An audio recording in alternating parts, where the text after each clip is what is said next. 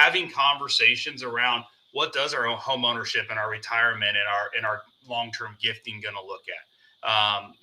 Do we want to build emergency funds? Do we want to help with do we have any perceived medical issues that might come out? So there's a lot of things that come in, but my last point, and I love how you're bringing us home on so much detail on this topic, Jason, but now you got to start thinking about the ever important wills and trusts, right? Because now it's gone from your money, which is pretty easy to identify, to our money conversation, right? And our money needs to have other rules and discussions, especially if you're if your marriage is starting off from you've been married before, right? Especially when it comes to that, you want to protect your bloodline. You want to have those conversations.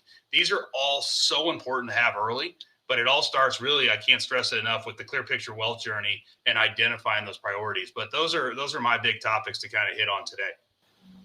The reason why I think it's so important to just have like the conversation around debt is like if you happen to live in, let's say, a state that has community property, Arizona, Mm-hmm. California, Texas, to name a few, if the debt is brought into the marriage by one person and they ended up passing away prematurely, in those states, there's a good chance that you're going to be responsible for paying off that debt, right?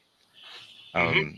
Um, and so in both those cases that I mentioned earlier, they both lived in California. Hence why it was such important that we had the conversation. And I really emphasize make sure you understand the debt side of the balance sheet as well, right?